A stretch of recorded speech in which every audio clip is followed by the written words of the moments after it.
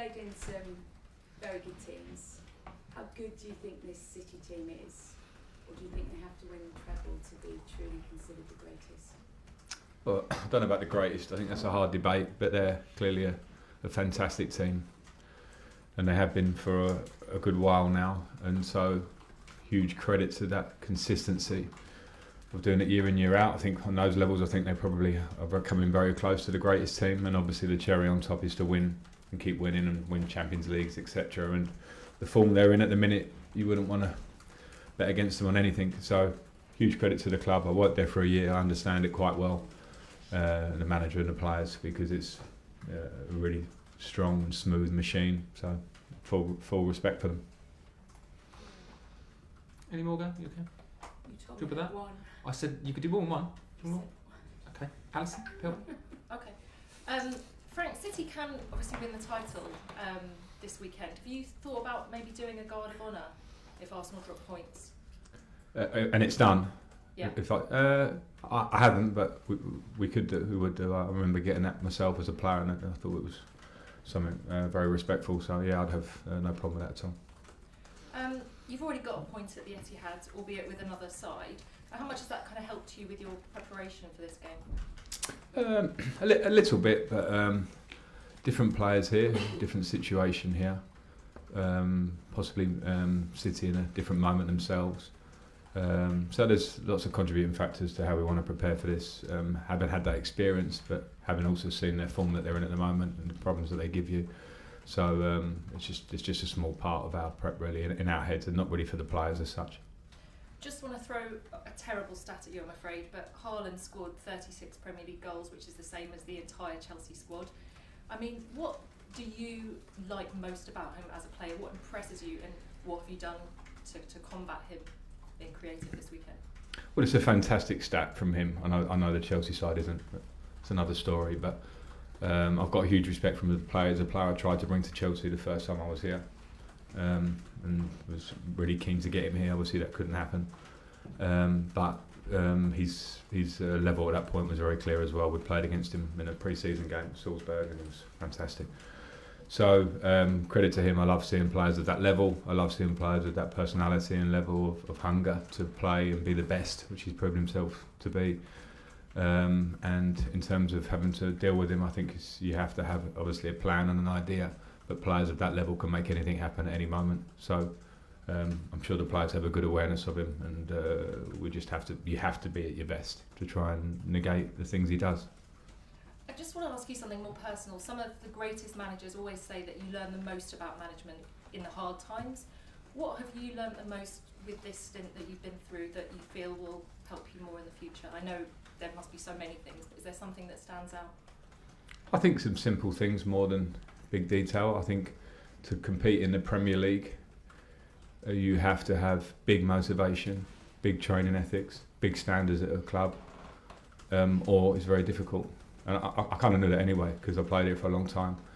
But unless you have those things, the tactical detail and the edge, the back end will not matter, because no game plan ever works without intensity, and that's something that will always remain in football, and even more so as the game moves forward and gets faster. Moves, talk sport. Hi Frank, you well? Yeah, really well, thanks. You just mentioned there you tried to sign Haaland, and you obviously said about his stats this season. Can you think of a striker you played with who had a similar impact on the Premier League as him? Someone like maybe Drogba, I don't know. Yeah, I couldn't compare him to Didier because they're two different individuals in different moments at their clubs. And but of course, as a Chelsea person, Didier had that impact over a long period of time, and Haaland's just started out, and his impact has been more instant, and that's a big credit to him, because how he's managed to do that coming straight to the Premier League. Some people doubted that a little bit, and I think that he's proven that for starters. But Didier, over a really sustained period, did huge things for this club. I don't think it's a direct comparison, but they're both obviously great strikers. Mikel Arteta said to me this morning that City are arguably the best team in the world, which is a statement in itself. But are they good for English football if every year, and this will be the third year in a row they've won the title, fifth year in six, are they good for English football that every year they're so good? I don't think at this moment you can argue with that. I understand Mikel's saying in his words, but I think they are the best team in the world, and is it good for English football? Yeah, why not? Because I think you have to push the standards of the league, and others have to react to that. We have this incredible brand here where the leagues improve year on year, as far as I see it. The competitive nature of staying in the Premier League, making the top four, and Manchester City have set standards, and the rest of the league have to try and aspire to that. It's not easy because obviously they've done things very clinically in a really good way over a number of years. But I think if we all take away our rivalry feelings, if you are a rival of Man City, you can't be anything but impressed by the nature of their game, how they play. Especially watching them the other night, it was fantastic to watch. So I don't think it's a bad thing at all. You mentioned they're setting standards. Are they a barometer for Chelsea going forward next season? I mean, you've got some outstanding players at this club, and I think the club's underachieved this year. Are they a barometer for Chelsea next season?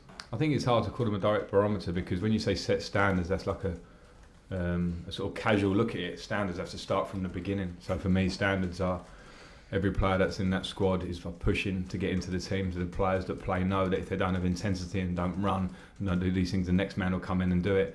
And that's something to be worked on in terms of recruitment and how you build a squad and how you build a mentality. So if that's the barometer, then there's a lot of work to do for us here to try and get to that. And finally, you've had a spell here again now, which will end in the next couple of weeks. I know it's been tricky. I know the results haven't gone the way you wanted to, but have you enjoyed it? I have enjoyed it. I get asked it a lot, and you want to always get results. You have to be realistic in football. And when I came into this, the Champions League dream that everyone talked to me about when I first come, it's been done before. Can we do it again? I think the realistic answer was we're in where we are in the league for a reason, and our view at that point was to try and beat Madrid and then possibly City to get to a final. So that was a difficult one. And then in terms of the rest of the job, it's how many sort of small wins can I try and impact behind the scenes. Can't always impact results. And as I say, generally there's a lot of work to do here. But can I have little small impacts with certain individuals within the group, because I have a big feeling for the club. So when I walk away, I wanted to be able to say I've done that. So I enjoy coming to work to try and improve players. And the ones that want to be improved and are good to work with, I think then they will have impressive careers here and going forward. So yeah, I've enjoyed that side.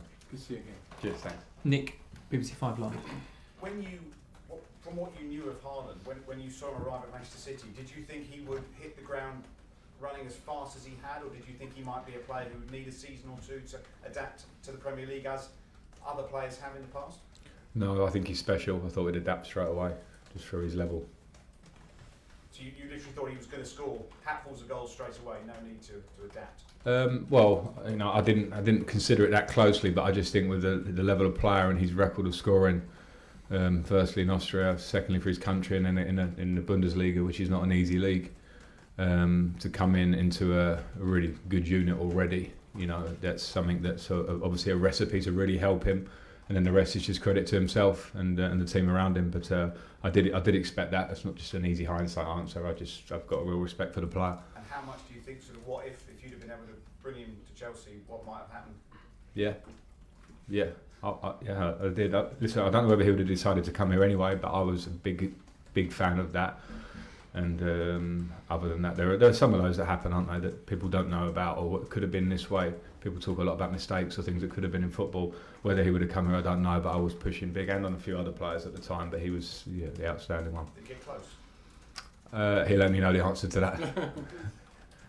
As a player who has had to fight on different fronts at the end of the season, maybe pursuing a title and other silverware as well, how much of an opportunity have you got to catch Man City a little bit distracted? Or is that just not going to be possible? I don't know. I don't think so. I think they look like a team that are in a really good run of form and have got a lot of motivation and have shown it in their game. So I don't know. Who knows how the game pans out on the day? But at the same time, when you see them just keep churning out these sort of wins and performances and have a really strong squad, you have to expect the best version of Manchester City. So what I expect is the best version of ourselves in terms of our performance. Whether we win the game or whatever, the performance, the players have to put in a performance to show respect for ourselves and pride of playing for Chelsea. And you Quickly, last one there. Yeah, sure. And you can influence the title race, can't you? You and your players. This is an opportunity to sort of be on the biggest stage again in the league, which has been a very difficult season. But you could really put the cat among the pigeons if you get a result. Yeah, I'm not interested in that personally. I think the players shouldn't be either. They should worry about them. The responsibility of themselves going and playing. That's the title race is the race for City and Arsenal. So from our part, I think there's no eyes on it from that way. Okay, last two in this section. Simon at the back and James Ollie to finish. Simon. Hey Frank, it's a bit similar to what Nick just asked about how close it got. Did it get to this stage with Haaland that the clubs were talking about fees, were bids made or anything like that? And the second question was just any sort of players coming in, fitness-wise, any players ruled out? What stage did it get to? From our point, as I say, I was certainly pushing it. I'm not sure what the appetite was everywhere else in the club to do it. The competition was big to take him because of he was an outstanding player, and I think there was a buyout clause at the time, which was relatively reasonable, maybe considering the player. And so all those things, I don't really know. I don't have enough detail, Simon, to say how close it was, as I say. So sort of by the by in a way, really. And then injury-wise, we're pretty much similar to where we have been recently in terms of Mason, Reece, Chile, N'Golo, Marco Corella, not fit. Cooley's been training. Koulibaly's been training with us for this week, but it's probably not really ready for a game like this. Just he's ahead of schedule, to be fair. And Benoit has injured himself in training 2 days ago with his groin, and will miss the game, and we're assessing that now as we speak. Okay, last question, James. Frank, I know it isn't official yet, but can you give us a reaction to the sort of widely reported news that Mauricio Pochettino is going to be the Not if it's not official, no.